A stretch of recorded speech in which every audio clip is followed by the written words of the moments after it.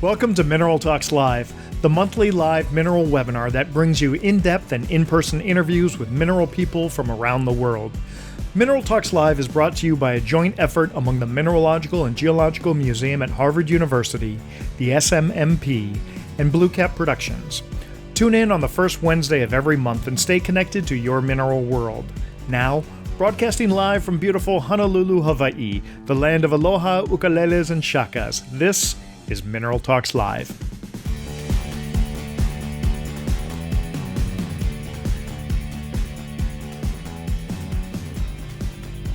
Hello everyone and welcome to Mineral Talks Live. Today is Wednesday, April 5th, and I'm your host, Brian Swoboda. For those of you joining us for the first time, Mineral Talks Live is the monthly mineral talk show where we sit down with people from all facets of the mineral world to learn more about what they do and who they are. Our guests include some of the best curatrix, curators, collectors, dealers, miners, researchers, artists, and media people in the mineral world. Mineral Talks Live is a three-way partnership among myself, representing Blue Cap Productions, Dr. Raquel Alonso Perez from the Mineralogical and Geological Museum at Harvard University, and Dr. Eloise Gaillou from the Society of Mineral Museum Professionals, also known as the SMMP. Mineral Talks Live airs on the first Wednesday of every month, and today's episode is episode 73. If you want to see a complete list of all our past guests and links to those interviews, please visit the URL at the bottom of the screen. And don't forget to click the subscribe button. Now, one of the things that makes this program so unique is that not only is this a live show, it's a show where you get to interact with our guests. And that's right. All of you are part of the show when you participate through the chat or the Q&A feature, both of which are located at the bottom of your Zoom window. The chat feature allows you to type messages to everyone watching the live show. If you have thoughts, comments, or questions about what we're discussing, this chat area is where you can post them and interact with each other while we're talking. Now, usually our guests and I aren't able to read those comments, but Raquel and Eloise will be very active in the chat area, may even interject a question or comment to us during the interview. Unfortunately, Eloise is not able to join us today, so Raquel is going to be doing some extra duty. Now, also, this is a fun place to say hi to everyone watching the live show, and you can share where you're tuning into so that we can see what parts of the world we're reaching. As for any general questions you may have for our guests, these questions can be typed in the Q&A section, and we'll get to those questions at the end of the show. Finally, towards the end of the program, you'll see a window pop up on your screen. This is our quick fire 5 questions segment to see how well all of us know our guests. So join us, play along, and let's see how many get this right for today's guests. Now, today we're going to jump 6 hours ahead from where I am into the future and head over to Bethel, Maine on the east coast of the continental United States. Our guest is none other than legendary researcher, author, teacher, mentor, and 2022 Carnegie Award winner, Dr. Simmons. Skip, how you doing today, buddy? I'm doing great. Good to be here. It's gonna be now, fun. Skip, tell me the story behind the shirt that you're wearing, because I always do that before we start recording the show, but I want to hear why you're wearing that shirt. Well, I'm kind of known for wearing loud shirts. In fact, at our Pegmatite Workshop, we used to have an ugly shirt contest because Ray Sprague, the guy that I did the workshop with, just thought my shirts were horrible. And so he thought that, we would have contests to see who could have the worse shirt than mine. And so I have a lot of rather wild-looking shirts. I chose this one today because I thought maybe I could outdo you, but I don't think I did. But it's kind of a draw, I think. So good on you. Well, Skip, actually, I was wondering what is the loudest, most outlandish shirt I could put on, because I know that that's your reputation for loud shirts. And then at the end, I said, I think I'm going to go more for the blue sailing theme to represent Maine. But when I saw you come on the show with that shirt, I was like, man, I got a shirt almost exactly like that. Right. So, Skip, you're my brother. You're my twin today. All right. I love it. That's great. Terrific. Now, Skip, whenever I start interviews, I always start it by turning back the clock a little bit and finding out the history, the story behind our guests and how they first got introduced to the mineral world. What's your story? How did you first get involved in minerals? Well, when I was about 5 years old, my family took a trip up to the Appalachian Mountains, and we were driving up near Asheville, and we pulled off for a picnic. And around the road there, I noticed all of this shiny stuff, and I picked up these little tiny bits of shiny material, and I asked my father, I said, "What is this?" And he said, "Well, that's isinglass." And I said, "Wow, that's cool." And he said, "That's what they make, they used to put in the windows of stoves, old stoves, because you could see through it and see the light of the fire."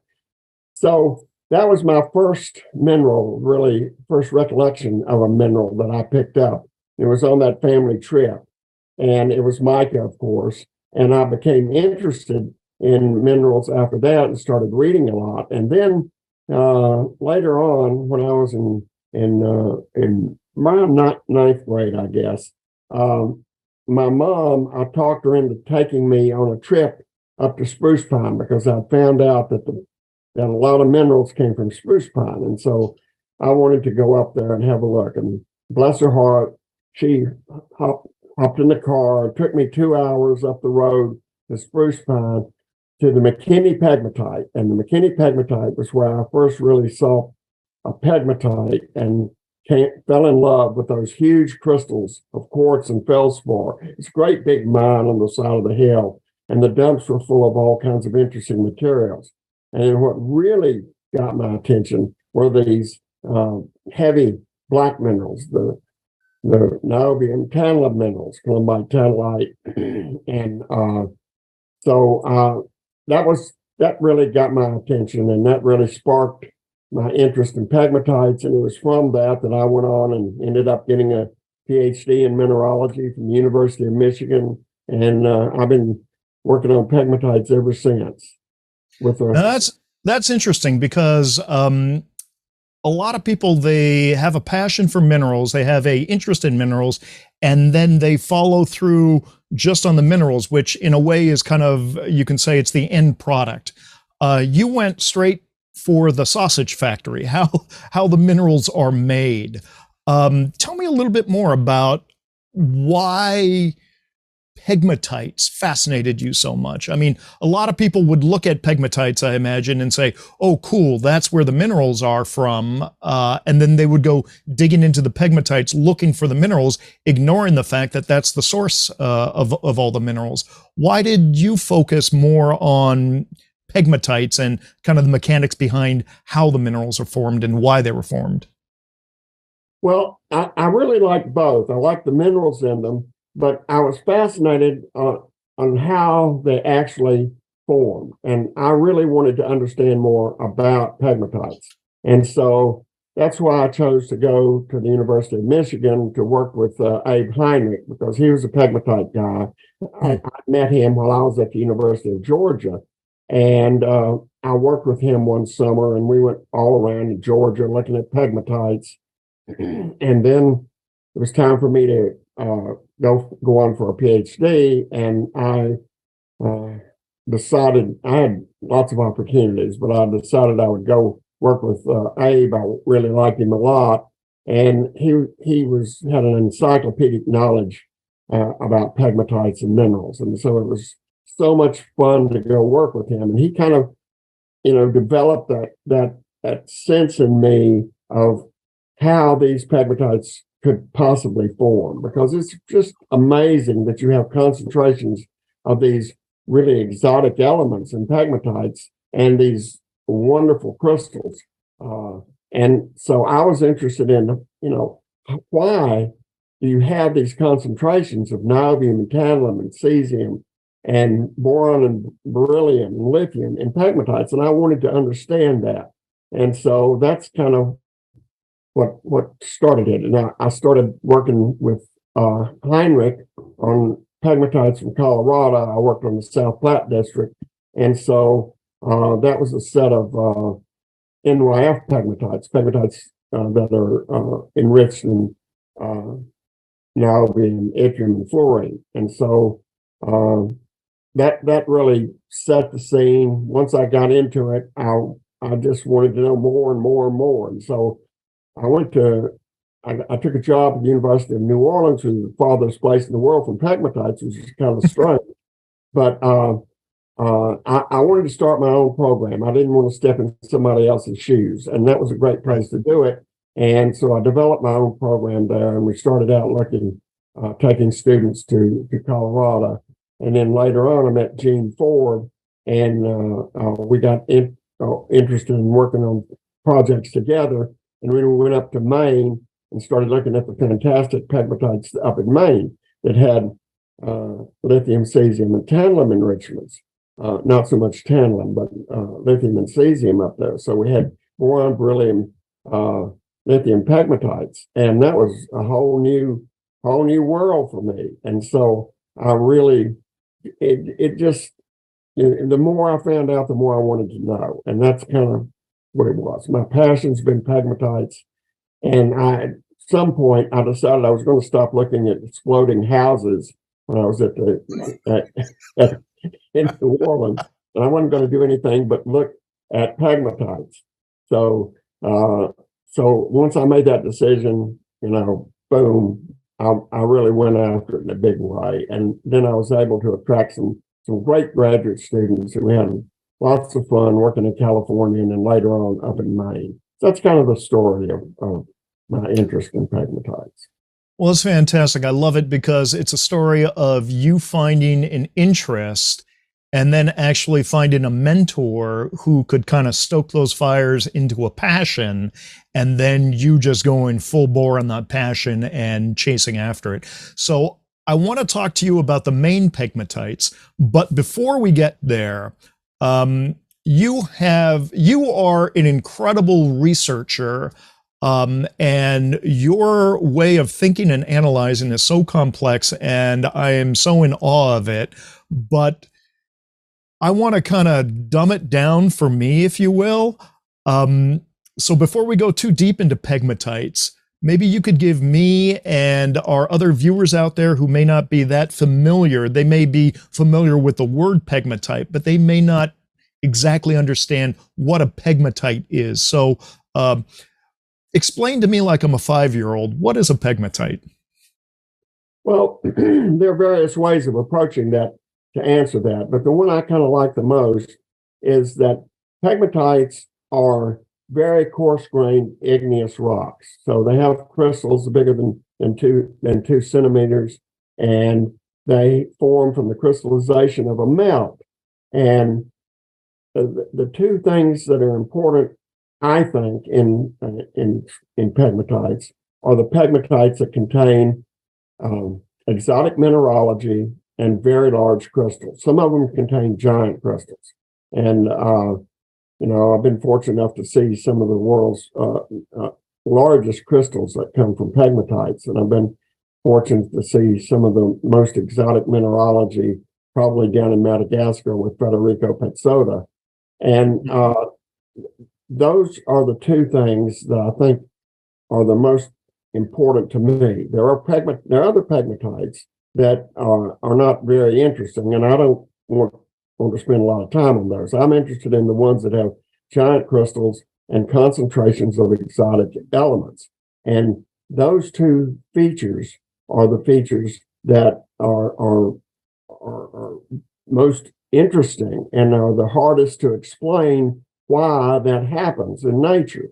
And so that's what my work has been involved with. Now, the term pegmatite can technically be any composition that has very large crystals. So it could be a granitic pegmatite, gabbroic pegmatite. But if pegmatite doesn't have a modifier, the word pegmatite is generally inferred to mean granitic. So if it's not explicitly stated, it's granitic pegmatite. And that means it's got the composition essentially of a granite, except the crystals are very large. And sometimes they can be as large as telephone poles, which is really quite amazing to see. They have this very interesting internal structure. They're zoned, The image you're looking at right now shows a number of different ways they're zoned. They have an internal core, intermediate zones, and wall zones. They can be circular, they can be dike-like, and they can have these very interesting wedge-shaped crystals at their margins, comb structure we call it. And that's an indication of rapid crystal structure. And pegmatites, I'm emphasizing that they have large crystals, and they do, but they also have very small crystals. So they have the largest range of crystals in any igneous rock. They go from, sub-millimeter size to telephone pole size crystals. So that's kind of my definition. How's that sound? Does that make sense? Makes sense to me. That's pretty good. Let's talk about the Maine pegmatites. I'm going to pull up an image here of some of the specimens from Maine. Talk to us about what makes this area so unique and some of the great pieces that came out of here. Well, we have the Oxford pegmatite field, which is in kind of central western Maine. And there are about 100 pegmatites there. And they're all lithium, boron, beryllium enriched, or at least most of them are. And those are the ones that we've been looking at. And the pictures that you're seeing right now are from the famous 1972 Dunton pegmatite. And that was the biggest pocket and some of the best tourmalines that have ever been produced in North America came from that pocket, the Dunton pocket. And it's famous for this outstanding watermelon tourmaline that you see a picture of there, the central red and the rind green around the outside. And these very steep terminated elbite crystals. And that pocket was mined in 1972 by the Plumbago Mining Company. But our friend Frank Parham, who unfortunately just recently passed, was the miner that took almost every piece out of that pocket. He was the one who crawled up in it, and it was a pocket that was I don't know, you could 30 feet, and you could sit up inside of it. It was 6 feet, My 6 God. feet high by 30 feet, and it was full of Clevelandite and these incredible crystals of tourmaline. And he mined those out, and you see some examples there on this picture. And that really is the legendary and the big find, we call it. We had a big reveal recently at the Maine Mineral Gem Museum, which we featured samples from this pocket. And there are other pegmatites like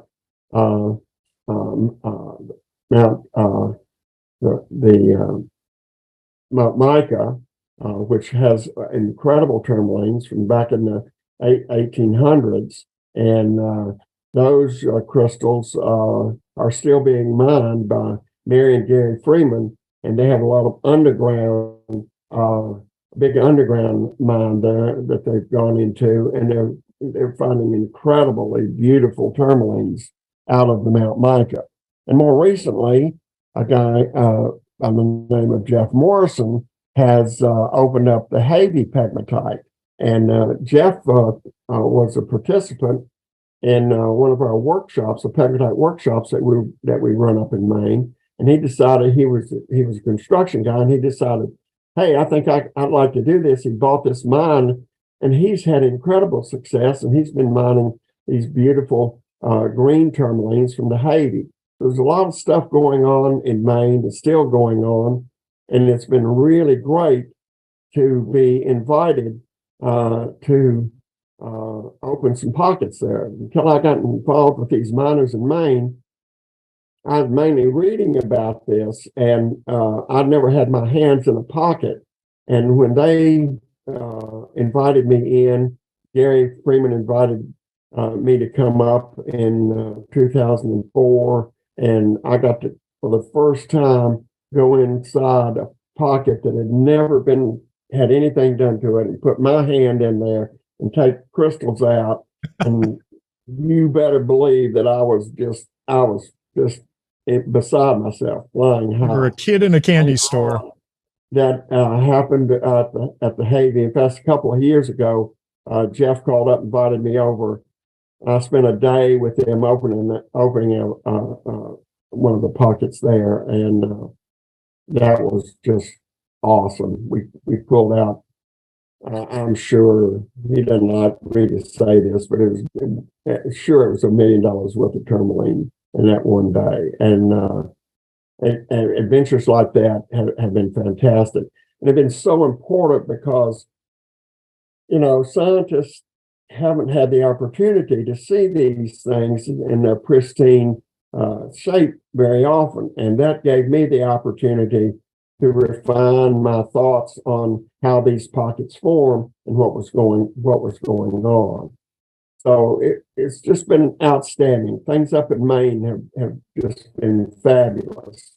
I should have retired a lot earlier and got up there sooner, but I retired and got up there, and I've been having a blast with these guys, and working with the museum. Moved my lab up there, and so got Al Fauster and Karen Weber, my colleagues. We've been a team for over 30 years, and we've done some incredible fun stuff with pegmatites. And I think we've contributed to understanding of pegmatites in a pretty big way. That's great, Skip. When you talk about reaching into that pegmatite pocket for the first time ever, you actually start looking like a little child in terms of the glee that's on your face. So I love that you're sharing that with us.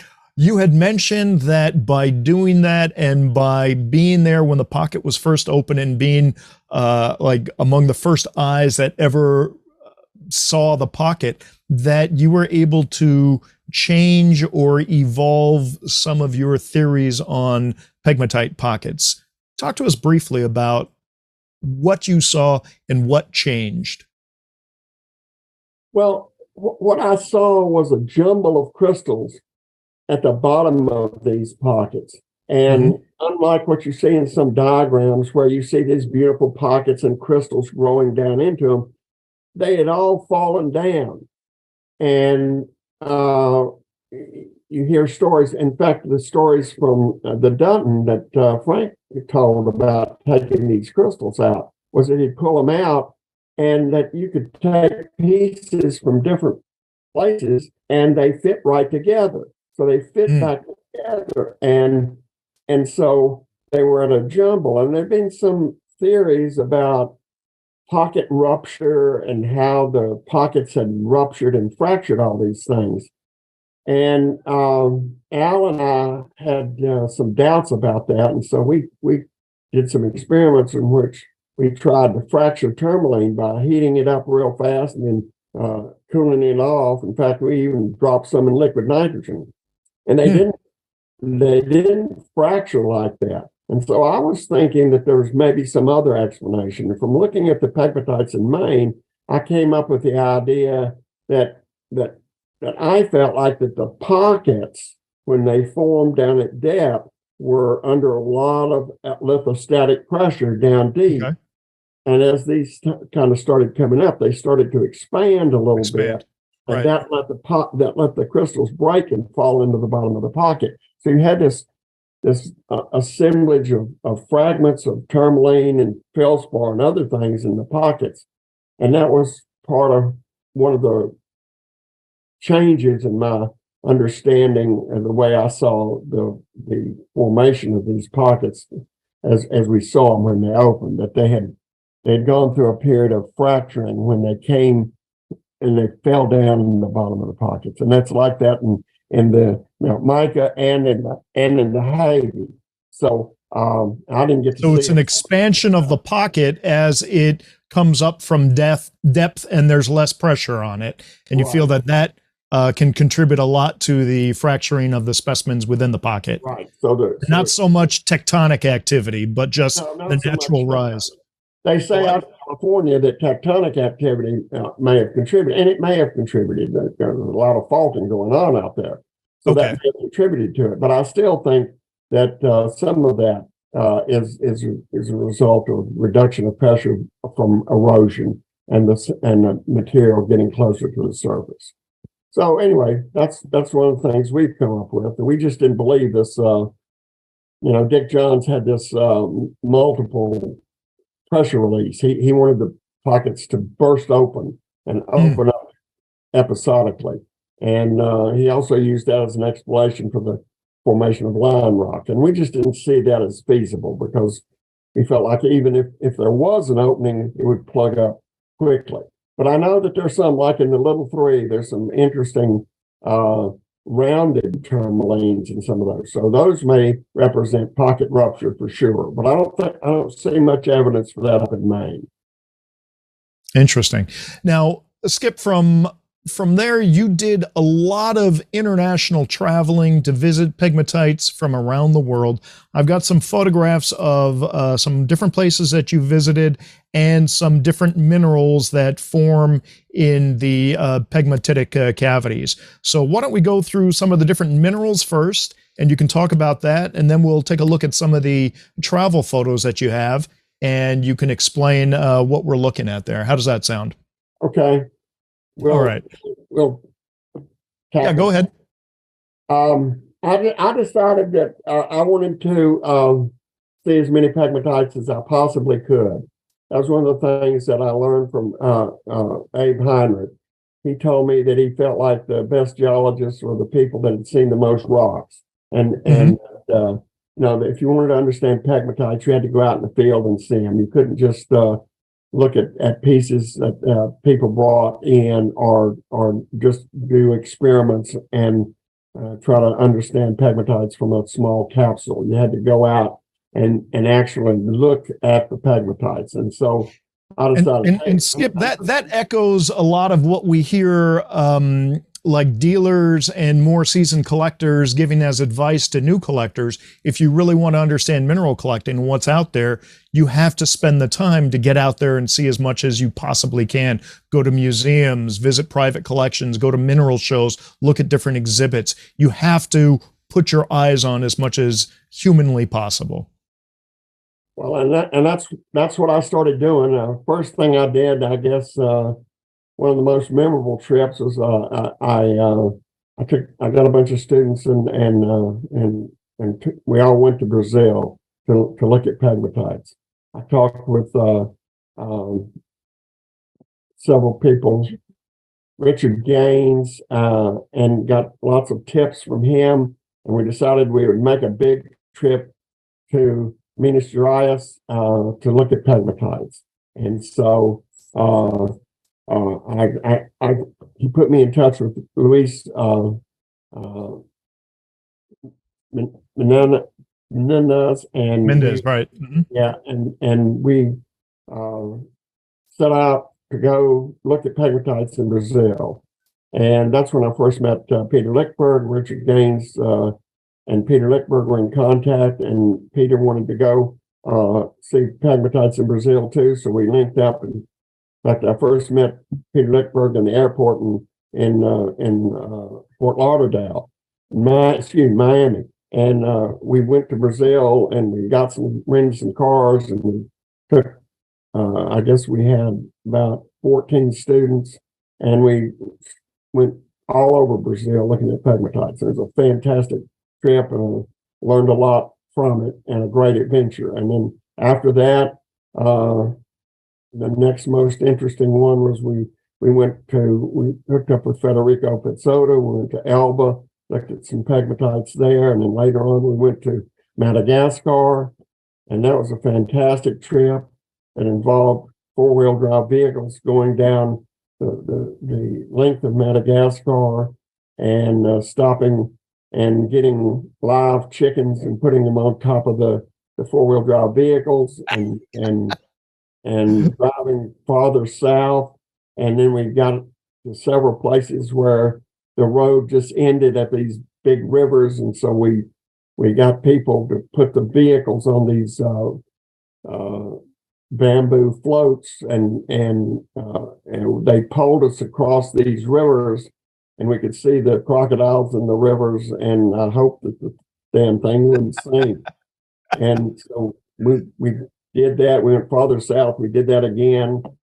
We got to places where people had never seen very many Westerners, and it was just a huge adventure. I've heard of similar stories to what you're telling me with Pizzotta, but it wasn't so much chickens on top of the car; it was pigs, and predictably, it ended a lot worse than you're describing. Yeah, we ate those chickens, and we stayed at some places there in southern Madagascar that were very, very remote, primitive, and they hadn't seen very many people. And Karen was with us, and the local women, they were just in awe of seeing a white woman down there. They followed around, and they couldn't believe she was wearing boots. They were looking at those boots, and she couldn't get away to go to the bathroom. Wherever we went, they were following her. They wanted to just follow her all the time. So I had to get my raincoat and hold it out so that she could, have a place to go to the bathroom where, in a little bit of privacy.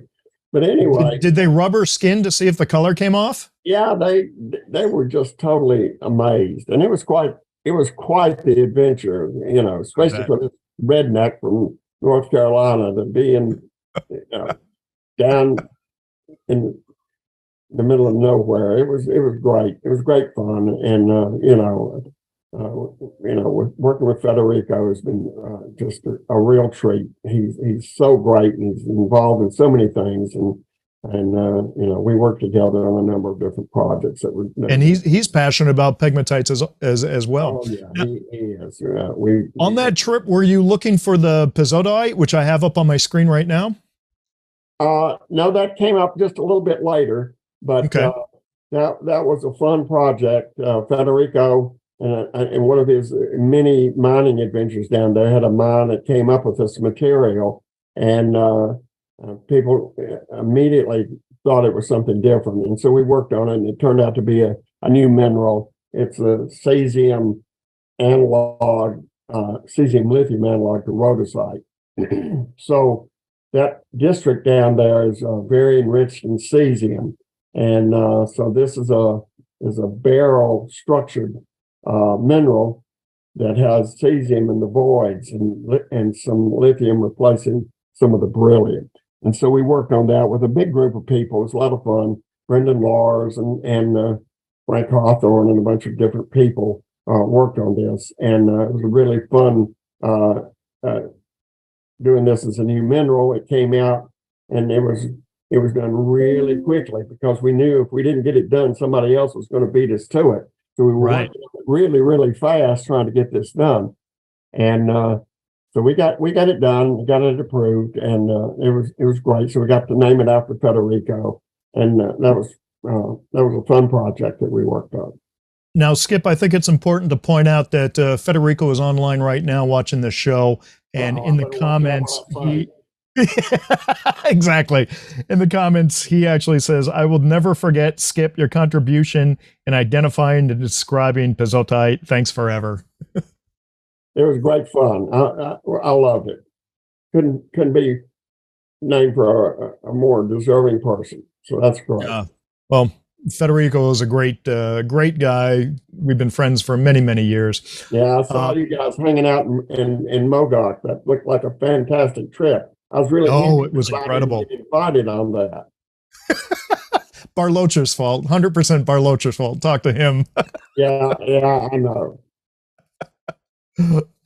Now, let me pull up these guys here, and you can talk to us about these apatites. Well, Maine is known for the fantastic purple apatites that come from pegmatites there, and the pulsar pegmatite is probably the best known pegmatite. It's a series of pegmatites, and it's very close to the pegmatite, very close to the Havey, and you have these fantastic purple apatites. And we've done some work on these things, and it's hard to describe what's causing that purple color. But anyway, some of them were intensely purple and very beautiful, and they come in the late stage pockets, and they're found on Clevelandite usually. Pulsar's best. We have some nice ones came from the Emmons, and the one that I'm holding in my hand, or it's not my hand, but the one in the bottom left, Okay, is one that Daddy Groves mined out of the Pulsar, and Mary Groves brought that over one evening. It's in her collection, and we got a photograph of that, and very similar to the Pulsar in the Smithsonian. it's fantastic. So, great appetites. And Don Delaire's, just beside himself. He wants to get every appetite that comes out from up there, but we have to put the brakes on him. He can't have them all. No, these are absolutely incredible. The color just pops up the screen. It's mind-boggling. Now, Skip, let's start talking about one of the oldest, I believe this is one of the oldest pegmatites on the pocket. This is in Ukraine, and this is a Volodarsk mine. And I know that you've been there. I've been there as well, filmed underground. I was actually there with Peter Lickberg, who's actually on watching the show live as well. But tell us about your experience there in Ukraine. Well, I was there twice. I got to go there in, I guess it's 94. Went on a trip with Peter Lickberg, and we went all around Russia and looked at pegmatites, all the ones that we could. We ended up in Malhansk, where we spent a lot of time and had some great adventures. That was the first time that I actually drilled into a pocket. I had the experience of being on the drill, and Peter and I got to work with the drill and drilling, and all of a sudden have the drill stem drop down. And so we knew that we'd hit a pocket, and we were just all excited about it. That's another story. Anyway, at the end of that trip, we went to the Ukraine to go to Volodarsk, and lots of interesting stories about that, but I'll just keep it short. We went to Volodarsk, and I got to go underground there, and it was a really great adventure, getting to see those huge, enormous chambered pegmatites, and that was just mind-boggling to me. I mean, pockets to me were the size of basketballs, and then the occasional ones that were bigger, like the Dunton pocket, and one of the pockets in Micah. But in Volodarsk, they're as big as rooms, as big as, some of them were just enormous, bigger than that. And being able to see that and to see those incredible heliodors that came out of there were fantastic. And then the topazes, and this image that you showed before, some of the topazes from there. I went back again in 2013 after our pegmatite meeting that we held in Maine and New Hampshire, and Peter Lickberg had come over.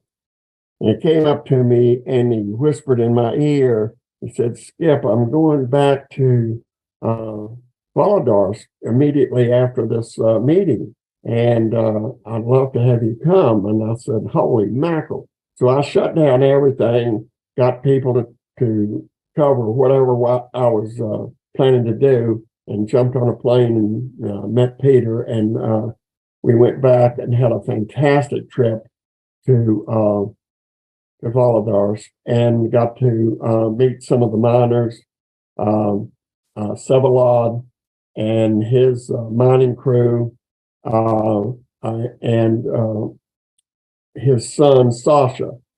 And his son Sasha was incredibly knowledgeable about the pegmatites. And in fact, we invited him to one of our pegmatite workshops. And he did a fantastic job. He was I forgot how old he was. He was 13 years old, I think, when he came over. And Wow. he was at the meeting with all of us professionals and avid collectors.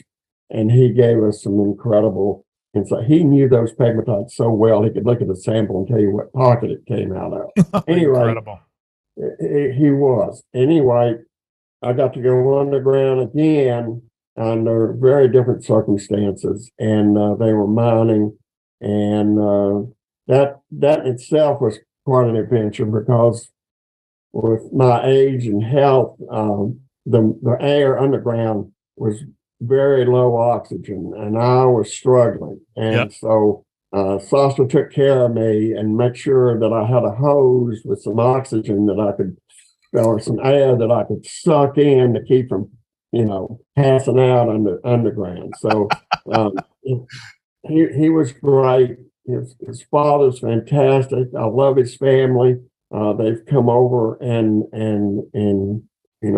been at the workshop, visited with us in Maine, and they're just great people. And I'm just so sad what's happening in Maine. I'm just. Oh, Skip, it looks like we lost your video feed for a second there. Are we? Don't know what is causing that, but Skip, your story of being underground, sucking on a tube with some supplemental air reminds me of the fact that I once went scuba diving inside the Stewart mine in Pala. So I would say that beyond just sharing similar shirts, I think we both have had similar experiences being underground in mines, depending on supplemental sources of breathing while we've been there. Have you got me back now? Okay, yeah. It looks like your video's back. Okay. Yeah, that was quite the adventure. And of course, it was great to get to hold some of those incredible heated ore crystals. I just couldn't quite afford them, but I did get some topaz and get some topaz. But I have some smaller crystals, but Peter Lickberg's got some really big ones. Yeah. So yeah. Great adventure going there with Peter. We had some great experiences. Am I correct that that is one of the oldest pegmatites on the planet that we know of? Yeah, as far as we know, yeah, that's way back there, and so it's in the Precambrian, and it's got all kinds of strange things. It's got organic material in it, for goodness sake, and so how that forms is a question, and how these chambers got so big it's remarkable. It's astounding. Right on. Now, I've got some photos of, let me bring up this photo because I love this photo. It also happens to be a photo that is on the cover of your, one of your books, your guidebooks that you use for your pegmatite class. The title of the book is escaping me right now. It's, what is it? It's the Ipe Pegmatite, and it's down in Brazil. Okay. What's the name of the book? I'm forgetting now. Pegmatology. Pegmatology, that's correct. And Skip, how does one get a copy of that Pegmatology? I was looking online and it almost seems impossible to find. Well, there's a website, Rubellite Press.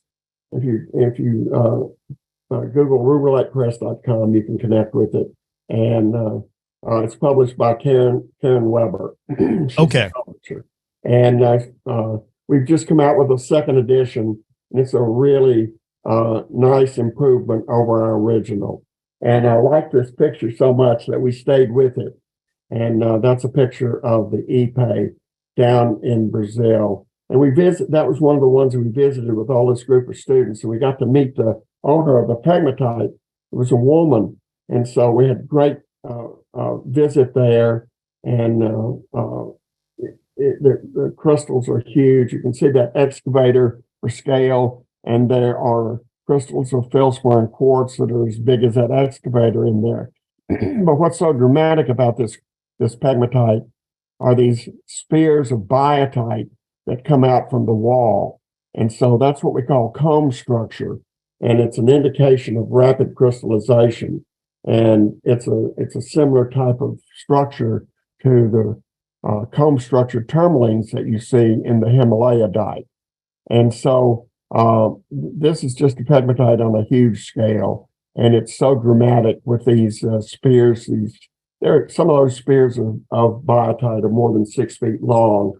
You can see people standing at the bottom. That's Al Falster down at the bottom there for scale. And so just for the viewers at home, these are humans right there. So and anyway, that's a bulldozer, and this whole thing is the pegmatite here. Right, that's it. So that is enormous. And in the center portion is quartz. There's a big rose quartz portion of that. We collected that, and very huge barrel crystals. In fact, I have a barrel crystal that I later got from somebody who got one to Tucson that came out of the EPA. That's about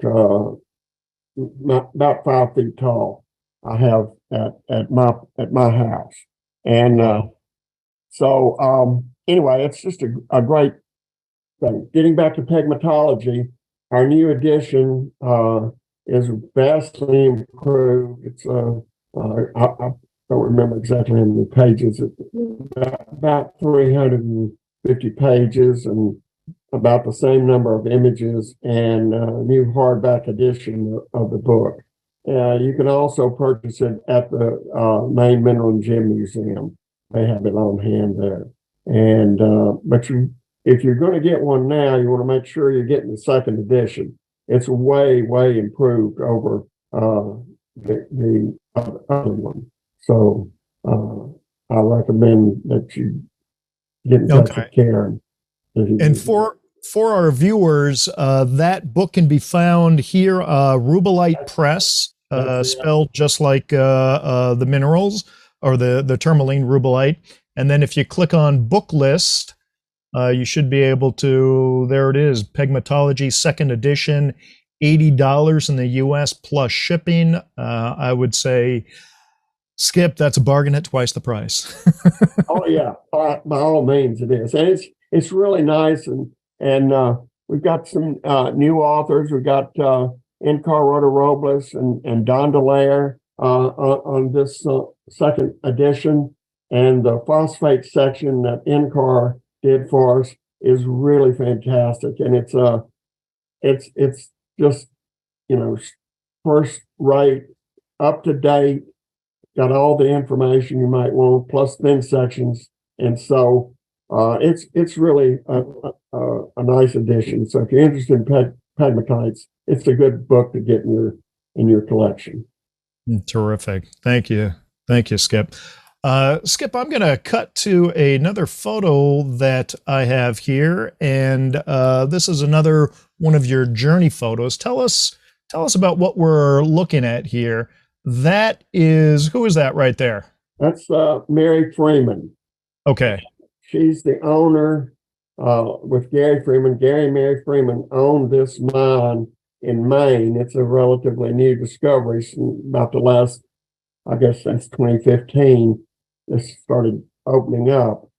And this is the pegmatite known as the Plumbago North pegmatite. And, you know, to my astonishment, there are, you know, some of the world's largest spodumene crystals are right there in Maine in this new find. And it's potentially a new source of lithium for our country. Right now, there are restrictions on mining in Maine that are preventing it from being exploited. But it's an incredible resource. These crystals are up to, I think we have some that are 33 feet long. There's one measured. And, you know, crystals like this are just phenomenal.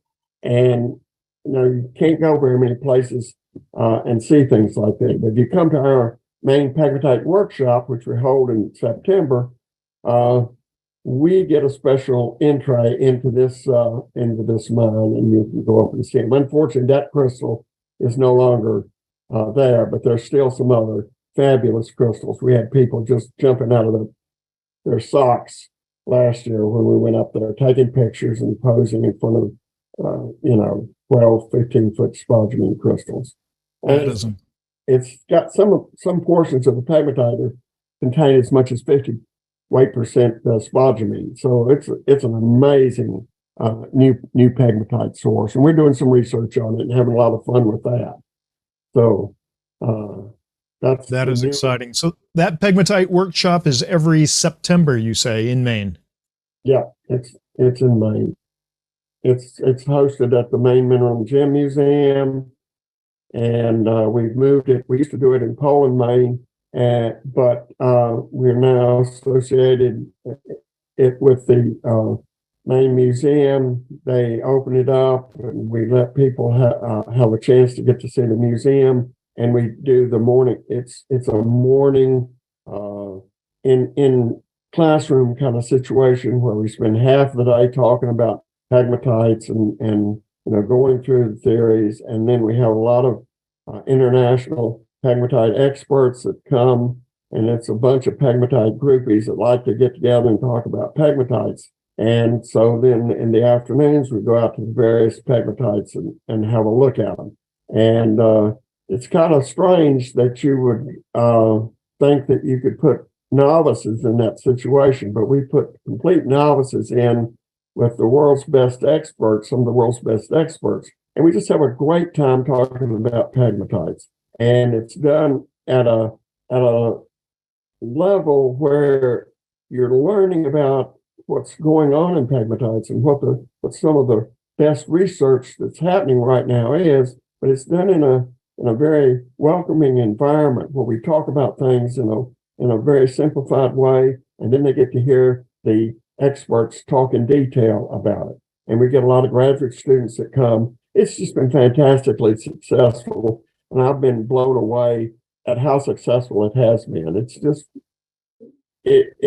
just amazing to me that we've been doing this for I guess 20 years, and people just keep coming, and we just keep coming, and we have a huge fun getting together doing it. I learn something every year. We all learn something from it every year. And we have a great time with it. So unfortunately, it's limited in size, and that's good because we don't have too many people, because we want to have a lot of personal interaction. So we limit it to about 20 to 25 people, and then we have our team that runs the thing.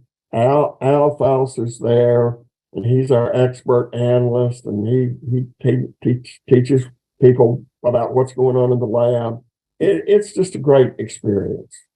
Sounds like a fantastic opportunity, and I love the fact that attendance is limited so that there's more one-on-one contact with the instructors and the researchers there. Al, Skip, we're kind of starting to get towards the end of the time, but there's one thing I definitely want to make sure that we talk about, and that comes back to some research that you did, and I'd like you to talk to us about what you found in terms of the rapid crystallization of large crystals in pegmatites. This was really kind of cutting edge research that you uncovered here. So maybe you can break it down for us. I'm going to start with that and let you take it from there. Well, that story is... there's a backstory to that I'll just briefly touch on. And that is that Karen and I went to a meeting out in California in the 90s, and to look at some of the pegmatites out there. And we were introduced to the Line Rock in San Diego County, California, which is the very spectacular pegmatites, fine grained pegmatite that's alternating with these lines of garnet and tourmaline an albite feldspar with some K-spar in it, but it's lines of garnet, albite, garnet, and there's like hundreds of repetitions of that. Mm-hmm. And there was a researcher out there who had proposed that this was caused by settling, that there was a melt and crystals of garnet would form and they would settle down into these layers. And Karen and I didn't think that was a possible explanation because we felt like the viscosities were too high in the granitic melts for these to crystallize. So we started off deciding we'd test this out. We did a lot of research on it, and we did some experiments or some calculations with the settling of the crystals using the Stokes settling velocities. And it turns out that the melts were more fluid than we thought, but the settling still takes time. And so we feel, well, to understand this properly, we need to see how long it takes these dikes to crystallize, to actually solidify. And so we developed some formulas, or we looked to the formulas for cooling of thin materials. There'd already been some work that Chakamoto's and some of his colleagues had done on the parting pegmatite, and their calculations seemed to show that the pegmatites cool really rapidly. But nobody believed that. They thought something was the matter with it. Anyway, we did our work on thin dikes and shallow level thin dikes, and we used these heat conduction equations to calculate how quickly the rock crystallized. So we took half of the dike and we made these plots on the temperature from how fast it would cool from the center to the edge of the dike to the contact of the country rock. And those involved a lot of calculations. I spent a lot of time, Karen spent a lot of time. There you go. Those are the calculations. And what that shows is the center of the dike is on the right, and the line rock is in a portion there shown, and then 4 meters in is the country rock. And Okay. we knew that the country rock was cool and about 150 degrees, and we came up with that from just the fact there was brittle fracture in the country rock, and there was a shallow dike that had open pockets in it, so it wasn't very deep. At any rate, to make a long story short, these calculations show that you can get down to below 450 degrees. Look at that blue line. And that is in 300 days, DAYS. And so we could cool that in, that's like 3 years. So that cooled in 300 days. And that's like 1 year. And so instead of millions of years, we're getting days to years on these small, shallow level dikes. And, gave a talk up at Michigan, and the petrologist up there jumped up afterwards and said, impossible. And so we Heretic. we had a lot of opposition to begin with, but now we have convinced most people that in these dikes, the cooling is so fast that the tourmaline crystals, like out in the Himalaya dike, some of those things that are 17, 18 centimeters long, had to be in a dike that cooled in months, not millions of years. And so that's what we've done that has changed the view, at least on these pegmatites. And we, looked at lots of dikes around the world, and there are others that are deep-seated that have this cone structure that's like you see in the Himalaya dike. And we think that cone structure indicates rapid crystallization. So in the Himalaya dike, it's rapid cooling. So the temperatures are cooling fast. But in deeper dikes, there may be other reasons where you could get rapid crystallization. And part of that involves removing the fluxing components that keep the dike undercooled. And if you start to crystallize tourmaline and you start to remove boron from the melt and lithium from the melt, then you suddenly become undercooled, and the dike, once it starts to crystallize, will crystallize very quickly. And so we get rapid crystallization along the edges of the dikes. So those are kind of some of the research things that we've done that we're proud of, and we think has shed some new light on the formation of pegmatites and how they are not at all, millions of years in formation. And the reason for that is that they're enriched in fluxes and volatiles, and those increase the diffusion rates, and they retard the rates of nucleation. And so the few small nuclei that survive get to grow to large size because you can fuse ions to the growing sites. And so in the time periods that we're talking, you still get these very large crystals. Now, the ones at Plumbago North are dramatically large, and that's just mind-boggling. But we still think they formed relatively quickly.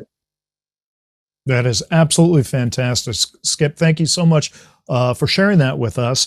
For those of you who may be interested in hearing more about Skip and what he's done, I mean, we could sit here for easily another 2 hours and talk about some of your work, but coming up very shortly is the Sinkankas Symposium. I think, what's that? It's next, let's see, where are we? We're April. Yeah, it's a little bit later this month, April 22nd. This is down in,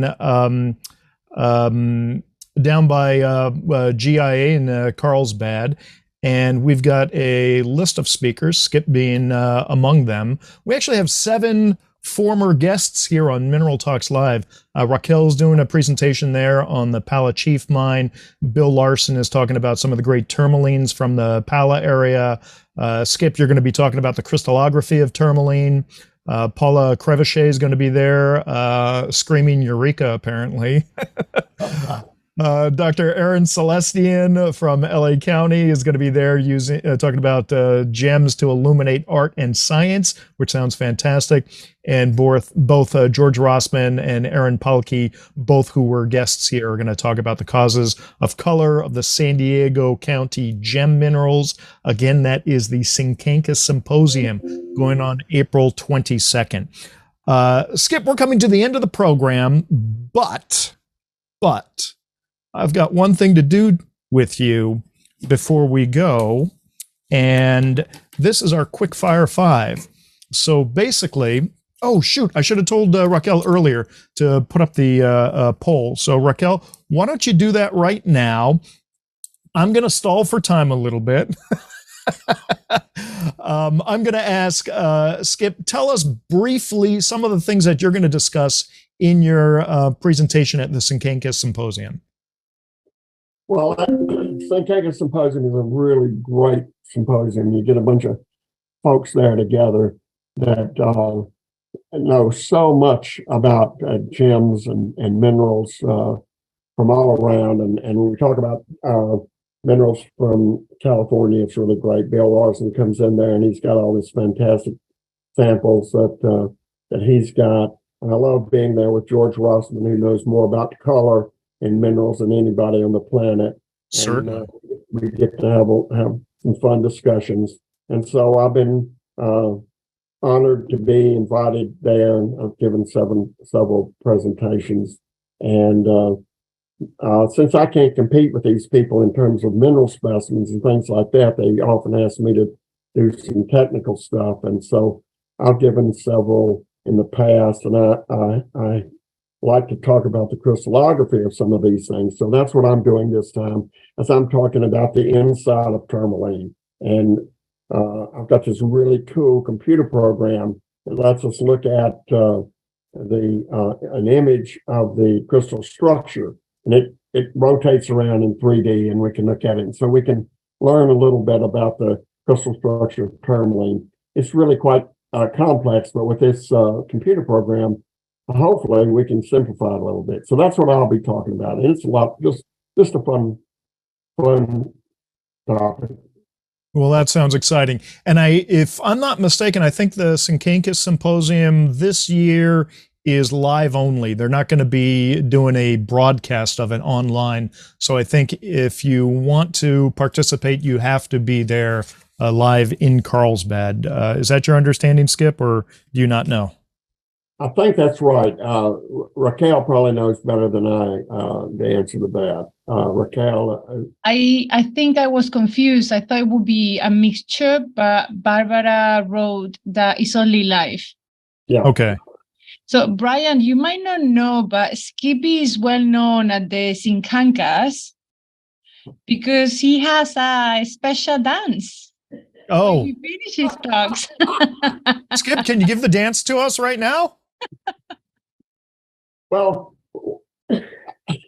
what I do is I show how the atoms are moving around, and I said, well, they dance around like this, and they're all moving around and dancing around, and it came my atom dance up on the stage at the Syncancus. So that they seem to find that entertaining, and although I'm not a dancer at all, that was my contribution to. So it was the element dance. I love that. We've got the Simmons atom dance that will be forever memorialized somehow. All right, Skip, we're going to do the quick fire 5 questions. This you may not be aware of, so I might surprise you a little bit. I've got 5 questions I'm going to ask you. Each question has 2 answers. Every single one of your answers is correct. The viewers have already voted on guessing on how you're going to answer. So we're going to see how many of the viewers have correctly answered the question. Are you ready? I hope so. Okay. Now, this doesn't require any deep thought. I'll read you the 2 answers, and whichever you resonate with most, just blurt out. Okay? Okay. All right. Quick fire 5. Question number 1. Drum roll. Question number 1. Mouse or keyboard? Mouse. Mouse. Oh, he's converted. Question number 2. Cigar or pipe? Stogie. Stogie. Question number 3. Biggest travel challenge? Forgotten visa or stuck van? I know you've been talking to Al Fauster. Stuck van. Question number 4. Favorite insect? Scorpion or cricket? Fauster's, again, he loaded, he put 1 million crickets, over 1,000 crickets in my office one time. So I have to say crickets. You have to go with cricket. That's what I was predicting. And the final question, your favorite pastime, although I think we might have posted it, we spelled it wrong. Fishing in a river or kayaking in a hallway? Oh, I have to go with kayaking in a hallway. Kayaking in a hallway. Terrific. We've got the 5 answers. Raquel, are you ready to give us the answers that our viewers chose? Yes, I am. Apologies for the misspelling. I was not. Oh, no, it was I'm just reading it now, and I had sent you, I know you just copy and pasted, so spelling was my error. Okay, question number 1, mouse or keyboard? Skip went with mouse. What did our viewers say? Mouse. Mouse. Nice. Question number 2, stogie or pipe? Skip went with the stogie. What did our viewers say? Pipe. Pipe. Oh, wow. Huh. He has Interesting. the face, I think. And he's got the title. So, Dr. Simmons, yes, let me puff on my pipe a few more times before I answer you. Okay, question number 3, biggest travel challenge, forgotten visa or stuck van? Skip predictably went with the stuck van. What are Yeah, viewers the say? audience might have, they guess right, stuck in a van. I got Van. vans stuck in more places than you can possibly imagine. Uh, the list is long and illustrious. Favorite insect, scorpion or cricket? Skip went with a cricket. What did our viewers say? Cricket. Cricket.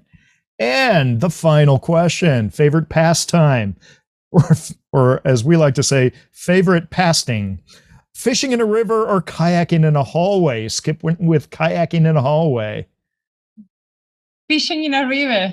Fishing in a river. That's 3 out of 5. That's not too bad. Sarah Hansen had a kayak, and she was down in New Orleans one time, and she brought it in, and they got pictures of me in the hall in her kayak. So that's the backstory on that. Oh, but you're leaving the part about how you got out of the kayaks and the resulting bellows and sounds you made in the process. Yeah, right. Whole different story.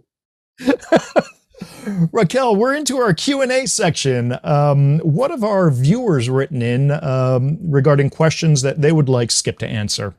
You know, I miss Eloise today. It was a very active chat on the side, question, comments, congrats. And the Q&A session is quite long. So let me see if I can put some of the, so I think, Skip, most of the audience would love to attend your Pegmatite workshop. That's my takeaway on some of the question. But I guess I'm going to start from the beginning and go in order.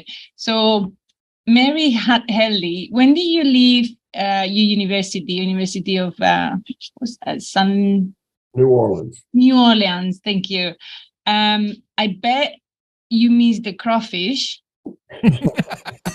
Mary met you when Charlie was in poli-sci and through Lou Fernandez. Yeah, but Skip went for bigger crawfish. He went from crawfish to lobsters. Lobster, right. No, I retired in 2013, and that's when I negotiated getting our microprobe released. Since I was when I was retiring, they were not going to replace anyone in mineralogy, petrology, and they were going to focus on environmental. So I negotiated getting our equipment, which was quite a chore. Anyway, I was successful and got the microprobe and the equipment, and we essentially just moved my lab up to Bethel, Maine. I had met with Larry Stifler and Mary McFadden, and they had invited me to join their museum, and I thought that would be great because I was doing research up in Maine and I wanted to get involved more up there. And when I said that sounded good, they jacked a building up and created a space for the lab. And so I'm very grateful to them for creating a lab space. And we just moved my entire lab up to Maine, and we took two truckloads up to Maine and installed that in the laboratory, and that's where we're working now. And Alf Alser runs it. He lives there and runs it. Karen and I live in Virginia, and we travel back and forth to Maine. We're up there about a week every month working in the lab. And yeah, I replaced those puny crawfish with really robust Maine lobsters. That's very good. From John Watson, what's the age of Maine pegmatites, and what is gas in pocket?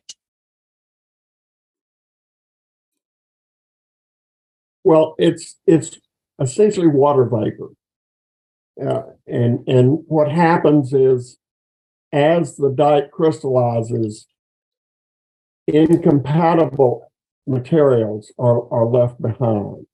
So things that don't fit into the structures of quartz, feldspar, and micas, if just a little bit of water goes into the micas, those things are progressively concentrated into the final stages of the consolidation of the pegmatite. And when the amount is high enough, usually around 11%, you start to exhaust a second water-rich phase, and that's what is in the pockets, and that is the medium through which the ions diffuse from the silicate-rich melt to allow crystals to grow in rather pristine crystals inside the pockets. And so they are water-rich pockets. Is that Do we know the age? the age? Yes, the age of the crystals. Yes, they're around 250 to 270 million years, and that is a new story that we're coming up with, that these pegmatites are from anatexis, partial melting of the material, instead of from fractional crystallization of apparent magma, because there's no granite of that age that is viable source for these pegmatites. And so we've come up with an anatectic model for these pegmatites, a partial melting model. And so we've gotten the age from the rims of zircons. Zircons get trapped into this melt, and the zircons are xenocrystic. They don't dissolve completely. And so we have to look just at the rims of those zircons. And when we look at those, we did some work with Incar Rhodorobles, and we've done some work with samarium neodymium on tourmaline and feldspars. And so that gives us these age dates, and that's relatively new, and that shows us that these are pegmatites that are forming just at the beginning of the break apart of Pangea. And so we're calling on a model of decompressional melting, and that's how we get the melting of the pegmatites. And they're 250 to 270 million years in age. Right. From Kathleen Brown, and have you ever seen a pegmatite totally confounded you, where what you saw made no sense at all? Well, most of them are like that, but they're really challenging to understand. But I guess the Volodos Belinsky pegmatites are, they're hard to understand. So those are challenging. Now, Skip, I know this was a question earlier. What is the approximate age of the Volodarsk pegmatite in comparison to like the Maine pegmatite that you're just talking about? Well, they're over 1 billion years old, and the Maine pegmatites are 250 million. Babies compared to Volodarsk. Yeah, way different, and yet there are some similarities of the Volodarsk pegmatites with pegmatites in Maine that are even younger. The Moat Mountain pegmatites that are kind of more over New Hampshire, and those are extensional pegmatites that are formed over there, and they have minerals there that are centimeters to maybe a few that are meters in size, that are very similar in their mineralogy to some of the Volodarsk pegmatites. So, Okay. but they're even younger than the pegmatites in Maine. So, Wow. big range. So carry on with the Volodarsk. Do the heliodors always look so melted? So what? Melted? I think she's talking about the etching that we typically see on the exterior of the Volodarsk heliodors. That's the word Barbara used, but yeah. Yeah, all the ones that I've seen show etching to various degrees.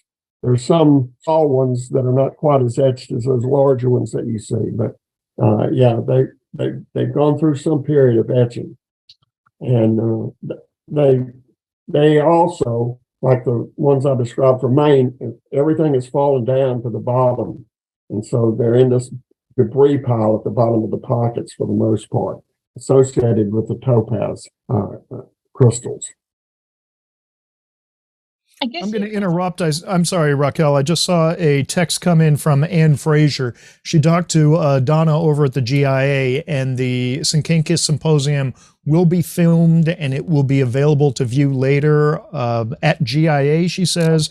I assume that means on their website. So it will be preserved. So at least people will have access to it later. Sorry for the interruption. No worries. Skip, you talk a little bit about this, but the next question from Paul, just to make clear, do crystals form in a liquid or do they form in a gas in the pocket zone? Well, I think they form in a water-rich melt. I don't think it's like pure gas, but it's very water-rich. So it's low viscosities, and it's but I don't think it's a gas. So it's a water-rich melt that separates out, and it's within these melts that we get the diffusion that we need to bring ions to the growing sites, and that's how we develop the crystals in the pocket. Is in that melt, but I don't see it as a gas. As a gas. So along those lines, you also have the question, so are those pegmatites flowing when they form? And I guess the answer is as a melt, or are two open voids formed by gas pressure? Well, they kind of make their own space. The melts go into fractures, usually along foliations, and there may be some hydraulic fracturing that goes on, and the melt goes in, and then they start to crystallize in place. That's the way we see that there's one episode of emplacement, and then the crystallization begins from the outside, from the walls in, and the stuff that's left over at the very end is the richest in incompatibles and water. And so that's what leads to the formation of the minerals or the mineralitic pockets. And then crystallization continues in that environment to some lower temperature, perhaps as low as, below, around 300 degrees even. So, it depends on the individual pegmatites and the pockets and where they are in the crust, I think, what those final temperatures are. But I'm sorry, I'm losing track. What was the question again? Yeah. So, and then last one from Paul. He had many questions. He asked, why there are no gold or silver minerals in pegmatites? Well, gold doesn't typically occur in these pegmatitic melts. So gold is another story, and I'm not very expert on gold, and there are many different ways that gold can form, but we don't have gold in pegmatites nor silver, and it's just not enriched. The elements that are enriched are the elements that are associated with the generation of the pegmatitic melt. So we have silicates, and we have quartz feldspar, and then the ions that it takes to make micas, and then we have boron, lithium, cesium, tantalum, niobium. We get those elements instead of the gold, silver, and copper. Although we do have copper in some pegmatites. Paraiba has copper associated with those pegmatites. We have those fantastic blue tourmalines that have the color as a result of copper, but it's just not in the source material. Yeah. With the possibility of quick cooling in crystallization within some pegmatites, is there a possibility of replication of this process in a lab? Well, yeah. I mean, you can take these compositions and cool them quickly in the lab. David London has done, many experiments with that, where he does these experiments and cools them in the lab.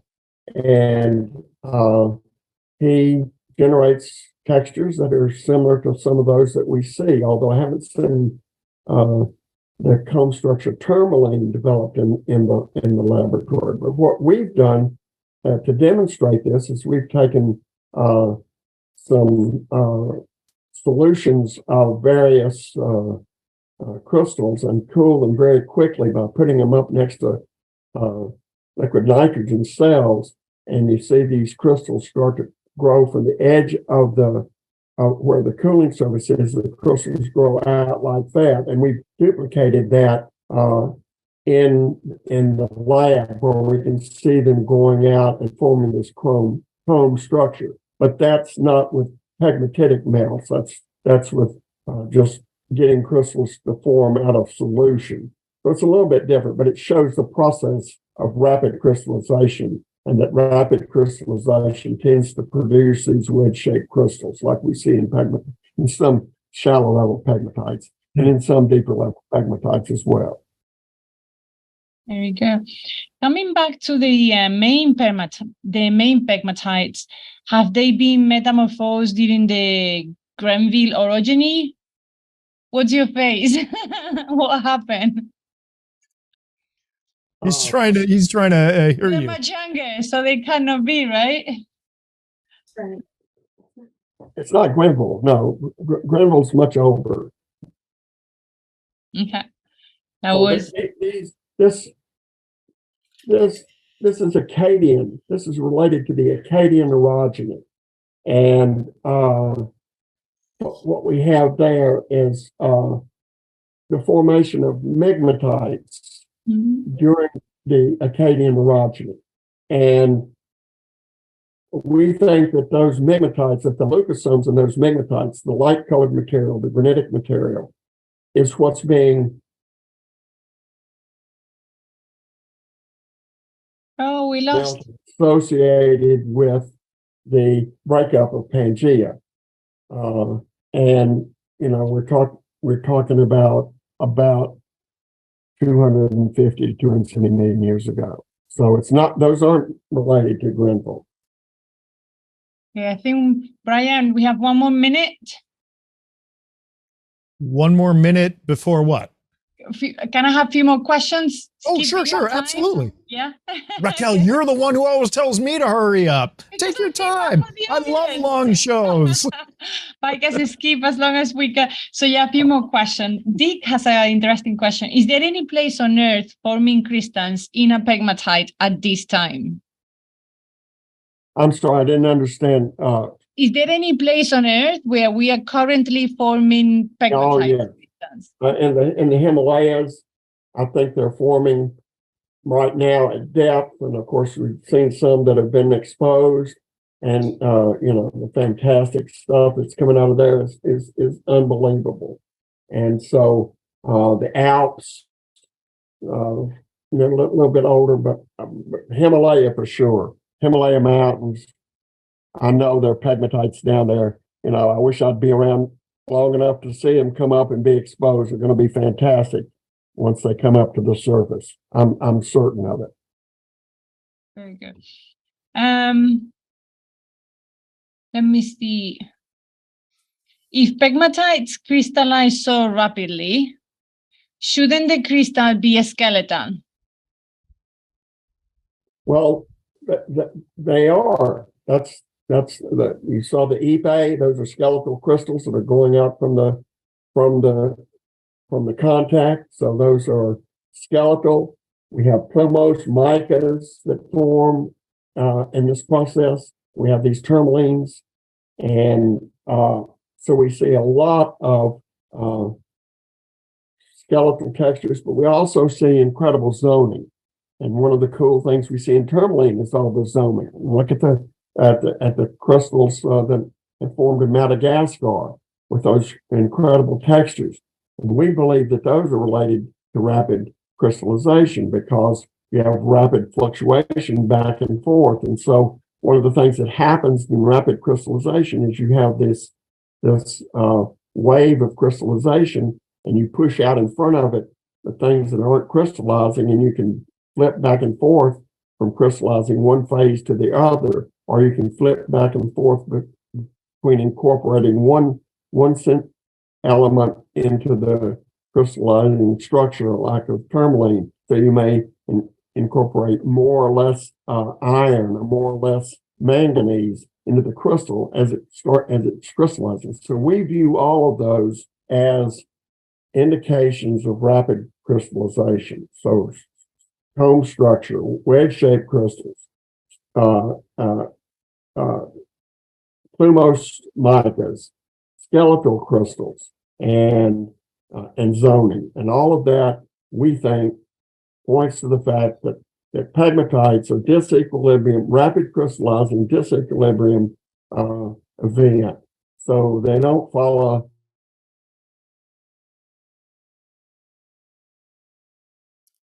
And I think what happened at the time is what we get.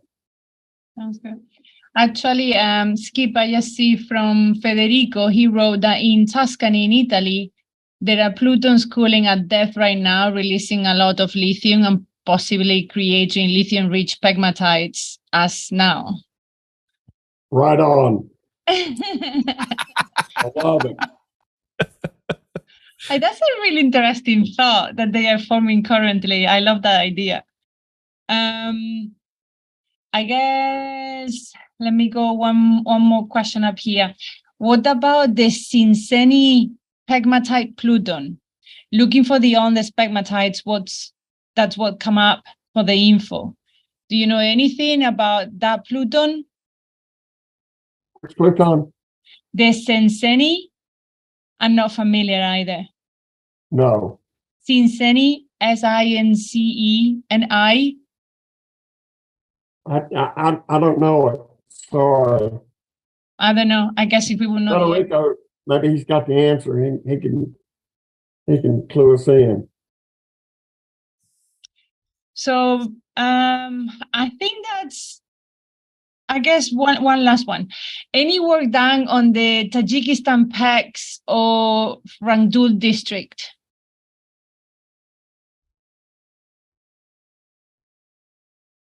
I'm sorry, I didn't catch it right now. Sorry, yeah. Have you done any work on the Tajik pegs of Rangdul district? No. No. I wish it's the only place I really would love to go that I haven't gone. It was just too dangerous back when I was still able to do some of this. But I haven't had the opportunity to visit those in person. So, no. Right. So I guess for the rest of the audience, if they have any questions, they can reach out to you directly. They know where to find you at the Maine Museum. So I think this is it for us. Brian, thank you so much. Thank you, Skip. See you in a week. It's been fun. Thank you, guys.